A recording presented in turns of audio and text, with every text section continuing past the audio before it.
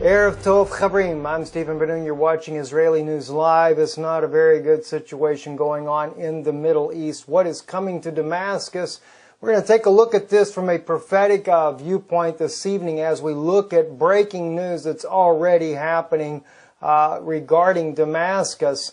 Latest article coming out, Obama administration considering strikes on Assad again. This is according to the Washington Times. Article by Josh Rogan, October the 4th. For us, it's already October the 5th, but that's early wee hours of the morning for us, and you guys are still on October the 4th, I guess. Anyway, let's take a look at some of this, scripture everybody knows about. The burden of Damascus. Behold, Damascus is taken away from being a city and shall be a ruinous heap. But tonight we're going to look at some things that we've not looked at before. But let's look at some more breaking news that's been going on. Some of that you're probably already aware of. Russian Defense Ministry confirmed deployment of the advanced anti-missile system to Syria.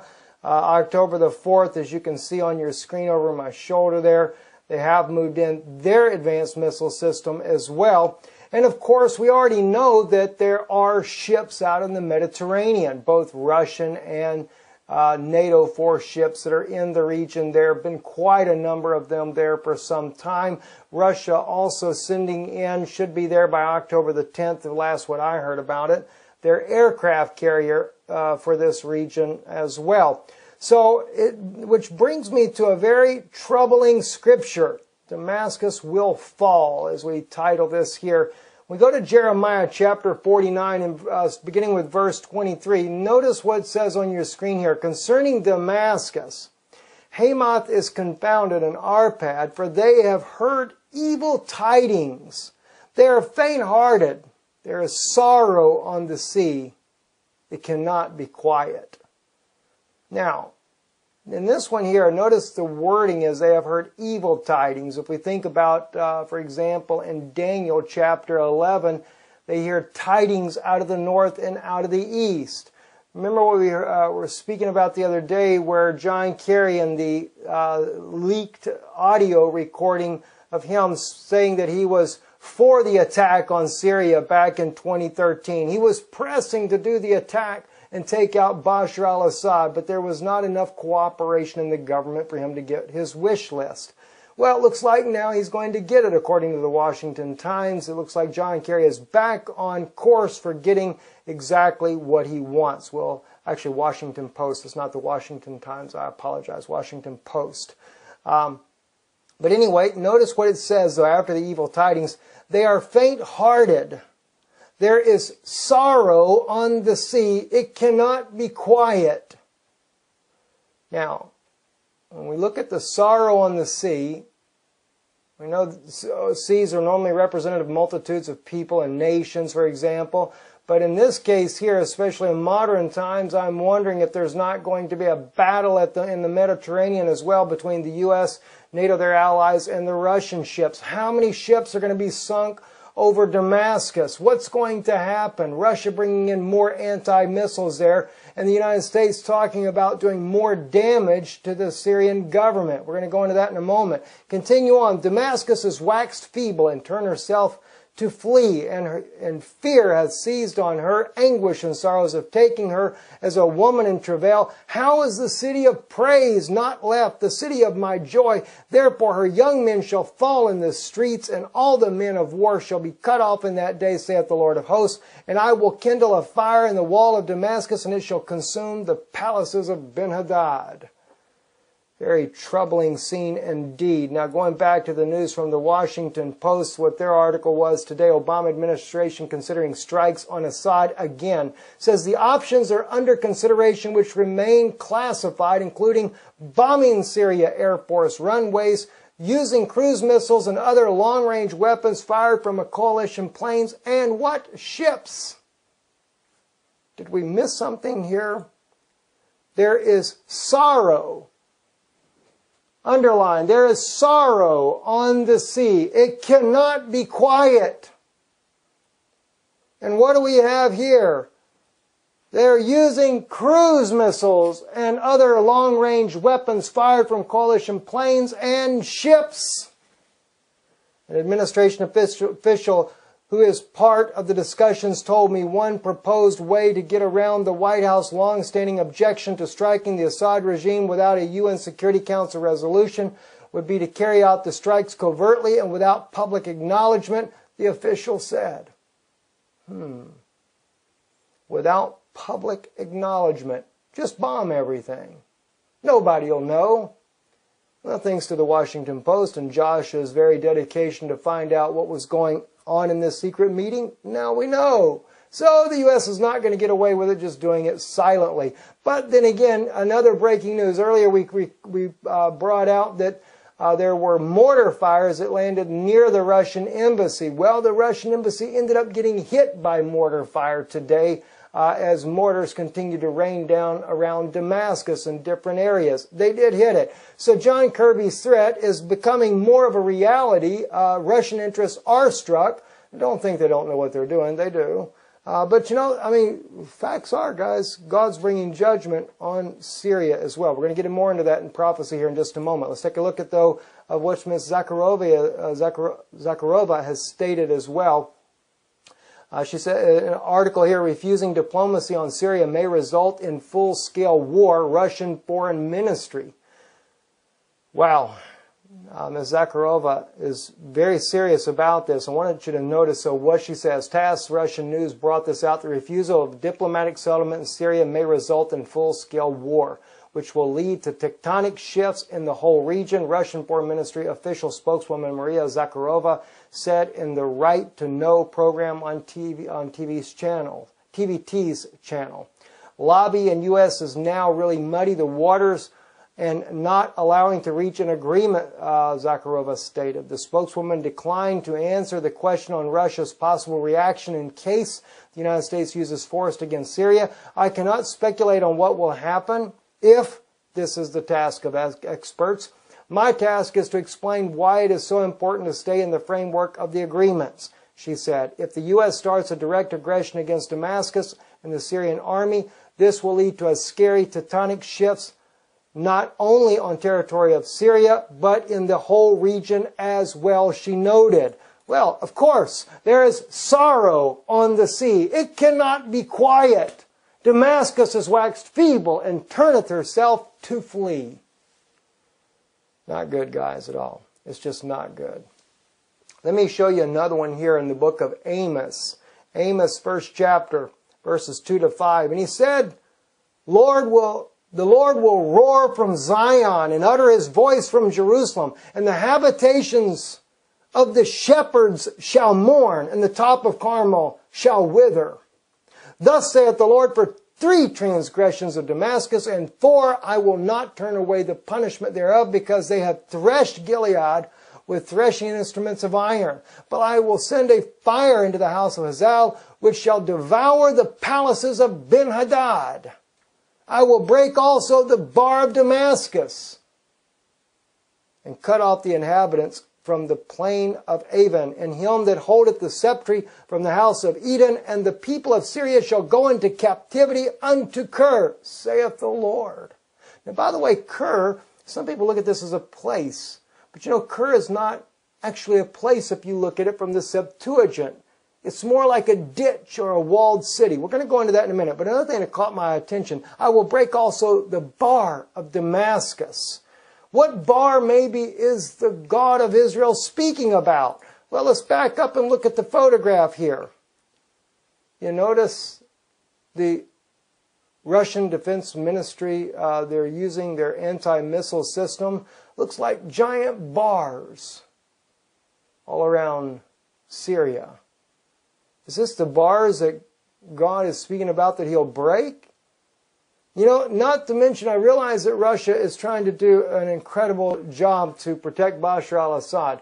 But there's something that God has in bringing about judgment, and that's the tough part. You know, we see the loss of life. We are concerned about that. And in this case here, like we've seen in the book of Micah, I've shared with you how that Micah, the book of Nahum even, speaks about the Assyrians going into captivity. Micah shows how that this is done through an internal struggle, that they go, that the land is desolate because of their own doing. And what did the United States do? They have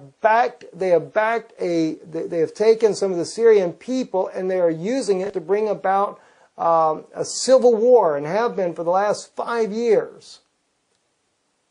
Don't think that, even though the United States will be the one that attacks Damascus here very soon, don't think that it won't come without a cost.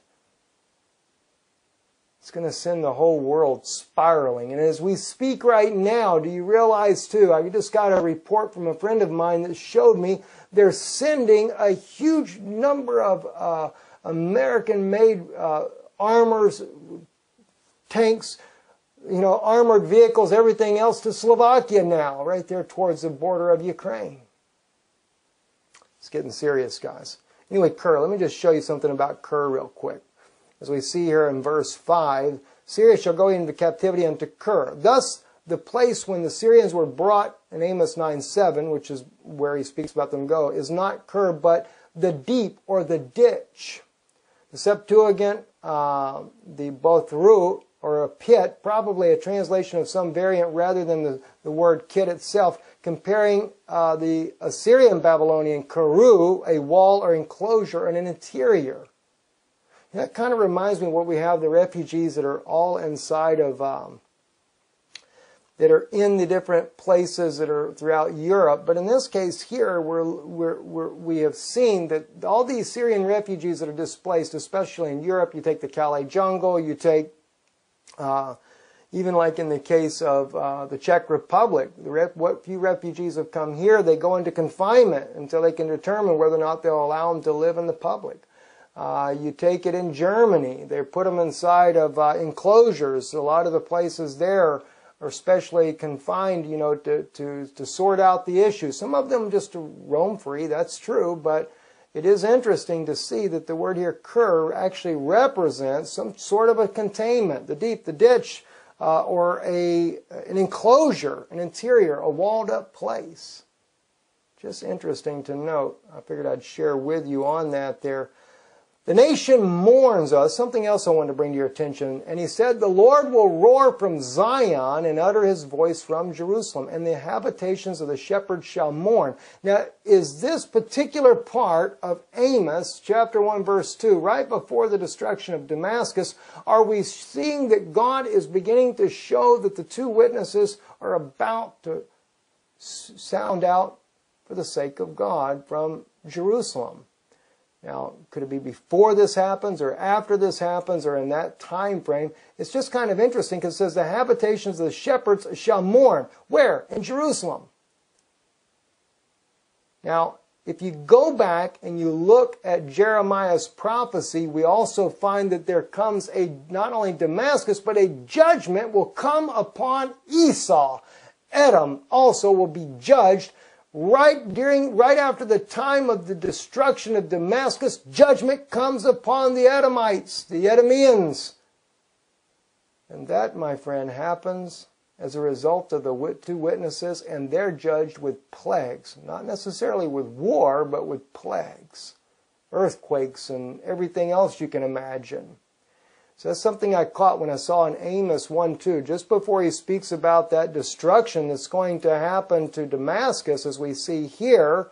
You get down to verse 5, I will break also the bar of Damascus and cut off the inhabitants from the plain of Avon, and him that holdeth the scepter from the house of Eden. And the people of Syria shall go into captivity, even into Kir. But before that happens, says the Lord will roar from Zion and utter his voice from Jerusalem, and the habitations of the shepherds shall mourn. Well, is there a scripture that goes with that? Sure. Zechariah 12:10. And I will pour upon the house of David and upon the inhabitants of what? Jerusalem. Habitations of shepherds shall mourn. Remember? The inhabitants of Jerusalem, the spirit of grace and supplication. And they shall look upon me whom they have pierced, and they shall mourn for him as one mourneth for his only son. Friends, we are at the time of the destruction of Damascus. We are at the time of worldwide calamity, destruction in every area you can possibly imagine, and then judgment will fall upon Edom as well. Rome, who is running their Roman soldiers that will bring about the destruction of Damascus, or the United States, no doubt. Russia will do what it can to defend Damascus, but when Damascus falls, then Russia will have to deal with defending their own homeland, because it looks like the U.S. is going to also launch a strike there as well. Or they're preparing to defend Europe in a counter-strike that Russia may do as a result of what happens in the Middle East. Don't know for sure, guys, exactly what's going to happen, but it's not looking very good. I'm Stephen Ben-Nun. You're watching Israeli News Live. Shalom, Chavrim, and have a great evening, even though we have no peace. Ain Shalom. Good evening.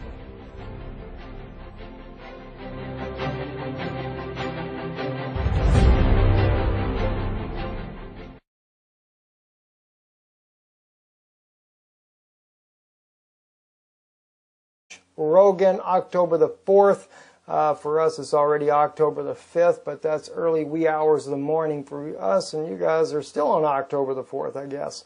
Anyway, let's take a look at some of this, scripture everybody knows about, the burden of Damascus. Behold, Damascus is taken away from being a city and shall be a viewpoint this evening as we look at breaking news that's already happening regarding Damascus. Latest article coming out, Obama administration considering strikes on Assad again. This is according to the Washington Times, article by Josh.